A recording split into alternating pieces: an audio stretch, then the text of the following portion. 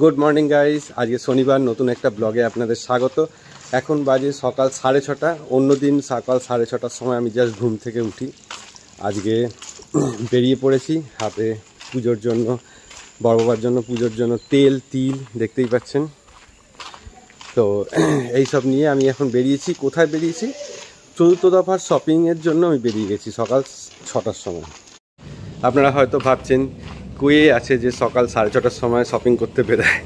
হ্যাঁ, সেটা তো অবশ্যই, কিন্তু ব্যাপারটাই এরকম যে সকাল 6:30টার সময় আমাদেরকে বেরাতে হচ্ছে।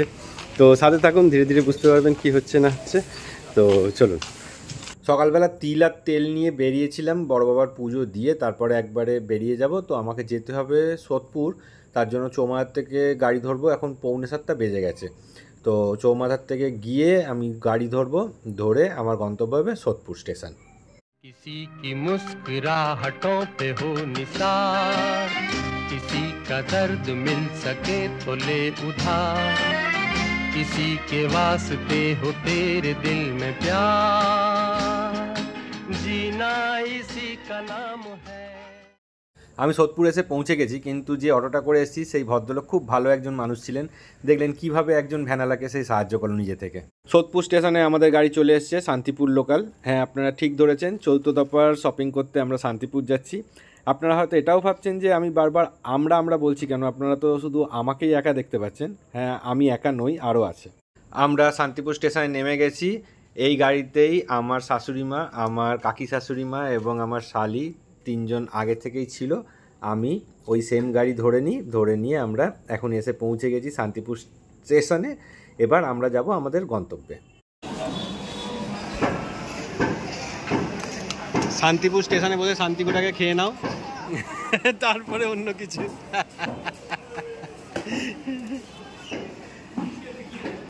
আমার শাশুড়ি মা লুচি আর আলুর দম তৈরি করে এনেছিল, যেটা আমরা স্টেশনে নেমে জমিয়ে খেলাম। তারপরে দেখলাম আবার ডিজার্টও এনেছে, রসগোল্লা।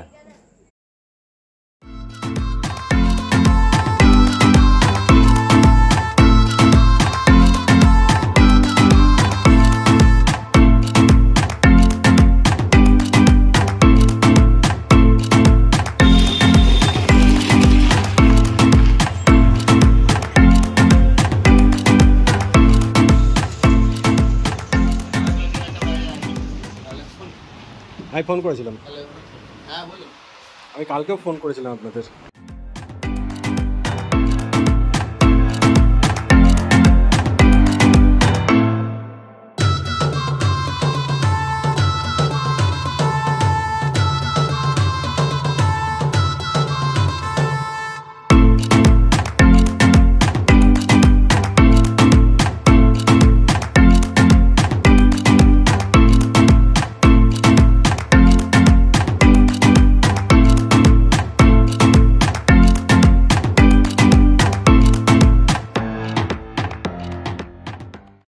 এখানের কাজ আমাদের মিটেছে, এবার আমরা যাচ্ছি আমাদের অন্য ডেস্টিনেশনে। তো সেখানে গিয়েও আমরা কিছু শাড়ি ফাড়ি নেব।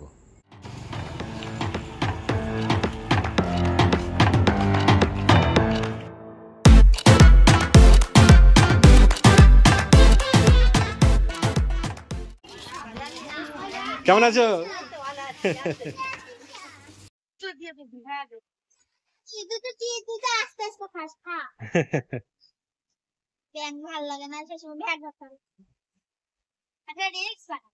একটা রিলস বানাবি? বানা। সব ডিলিট করতে। কেন? জায়গা নেই? হ্যাঁ, জায়গা নেই। কি করেছে সব?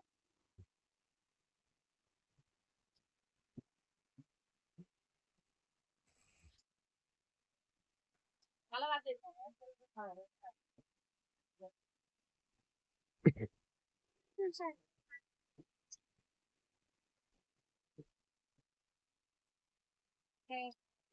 তুমি কালকে বলছিলে বিস্কুট দাও। ভালো আছো দাদা? কেন কোনো রকমে আছো কেন? এত বড় ব্যবসা নিয়ে বসে আছো আর বলছো কোনো রকমে রয়েছে।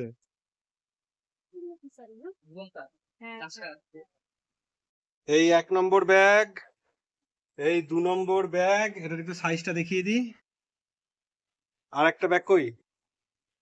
আরেকটা ব্যাগ কই? একটা ওখানে আছে। ও এই যে, এই আরেকটা ব্যাগ। আরো দুটো 3টে ব্যাগ। দেখা 4 জন মানুষ আর 3টে ব্যাগ। ইয়ে।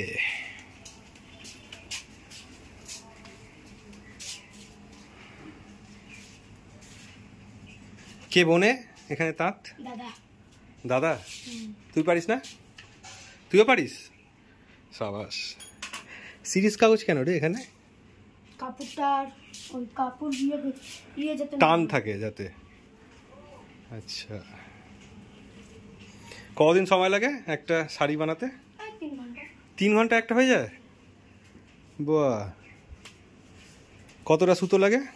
কতটা 12 পেটি? 12 পেটি? পেটি ফেটি? এরকম 24 খানা নলি। আচ্ছা, এরকম 24টা হলে একটা হয়ে যাবে? কাপড় রেডি। বাহ, তুই তো এক্সপার্ট হয়ে গেছিস রে।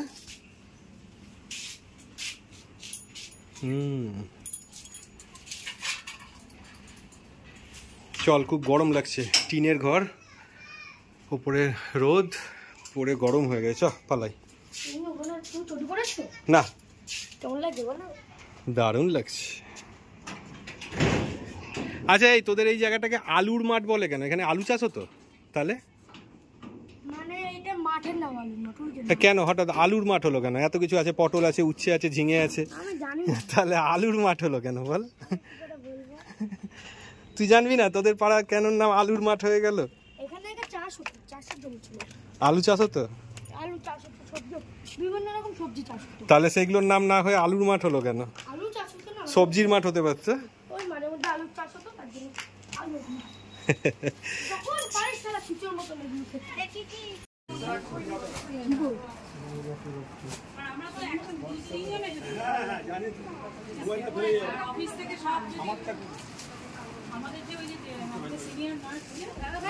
বলো। যাচ্ছি আমি। মালপত্রতে ভরে গেছে, একজনের জায়গা পুরো মালপত্র নিয়ে নিয়েছে। চলুন, বসে যাচ্ছি আমি। হ্যাঁ, লাকিলি আমরা ট্রেনটা পেয়ে গেছি। জাস্ট ছাড়তে 2 মিনিট বাকি ছিল, সেই সময় আমরা এসে ট্রেনটা ধরতে পেরেছি। কি নিয়েছো? জল নিলাম খালি, আর ট্রেন থেকে খাবার? কিছু নিয়ে নেবো, ট্রেনে চিড়ে ভাজা খেয়ে নেবো। চলো দেখি ওখানে কি খাবার পাওয়া যায়।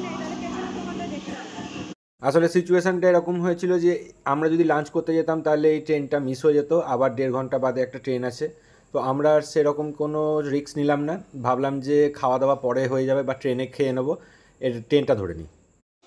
ট্রেনটা রানাঘাট ঢোকার আগে কি হয়েছিল জানি না, 45 মিনিট এখানে ট্রেনটা চুপচাপ দাঁড়িয়ে থাকলো, খালি ওদিক থেকে ট্রেন আসতে থাকলো এই পাশের ট্র্যাকে, কিন্তু আমাদের ট্রেনটা একটুও নড়লো না। কি হলো জানি না। শেষমেশ আমাদের গাড়িটা ছাড়লো, আর তার সঙ্গে চলে আসলো তুমুল বৃষ্টি।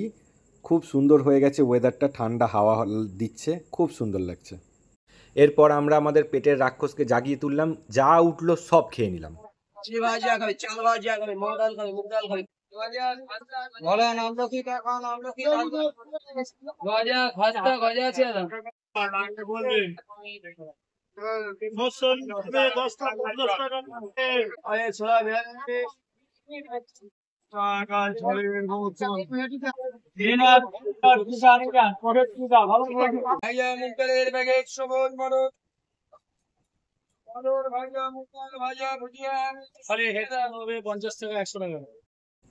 সোদপুর এসে পৌঁছাতে পৌঁছাতে বৃষ্টিটা ধরে গেছে, কিন্তু বৃষ্টি তখনও হচ্ছে ঝিরঝির করেও।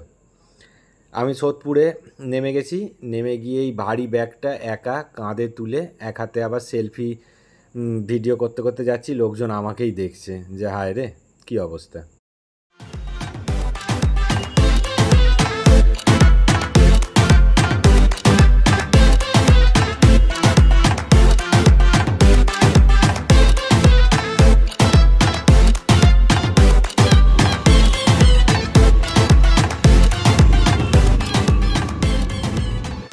হ্যাঁ, এখন বাজে 6:20। সকালবেলা 6টায় বেরিয়ে 6:20 এসে এই সবে ফ্রেশ হয়ে স্নান টান করে এই এখন এবার একটু রিল্যাক্স করব। সবার ফার্স্টে একটু খাবো। আজকে দুপুরে লাঞ্চ করা হয়নি, ট্রেনের টাইম হয়ে গেছিলো বলে লাঞ্চ ফাঞ্চ বাদ দিয়ে আমরা তাড়াতাড়ি ট্রেনে উঠে গেছিলাম। তো এবার কিছু খাবো। এই যে এই ব্যাগটা দেখুন, এই ব্যাগটা মাটির থেকে 2 ফুট হাইট, আর এটা 1 হাত 1 বেগদা, মানে ধরে নিন 2 ফুট লম্বা আর চওড়ায় হচ্ছে 1 ফুট মতো। এত ভারী ব্যাগটা পুরোটাই ভর্তি, তো এটা কিছু না হলেও 15-16 কেজি ওজন তো হবেই হবে, আমি শিওর না, বাট অতটাই ওজন। তো চলুন কিছু খেয়ে নিই, কুমড়ো ভাতে দিয়ে শুরু করব, দিয়ে পোস্ত দিয়ে শেষ করব। খাবারটা খেয়ে নিই, দুপুরে খাওয়া হয়নি, সন্ধ্যেতেই আজকে লাঞ্চ করছি, বড় শিডিউল উল্টোপাল্টা হয়ে গেছে। ধন্যবাদ শেষ পর্যন্ত ভিডিওটা দেখার জন্য। আমি এখন একটু রিল্যাক্স করছি। এর পরের ভিডিওতে আমি দেখাবো যে কি কি কিনেছি আমরা। ওখান থেকে প্রচুর জিনিস কিনেছি, বুঝতেই পারছেন, এত বড় ব্যাগ হয়েছে, সুতরাং একটা দুটো জিনিসে তো আর এত বড় ব্যাগটা ভরে না। তো দেখাবো আপনাদেরকে কি কি কিনেছি। তো সেটা দেখতে হলে পরে এর পরের ভিডিওতে চোখ রাখুন। তো দেখা হচ্ছে পরের ভিডিওতে, টাটা।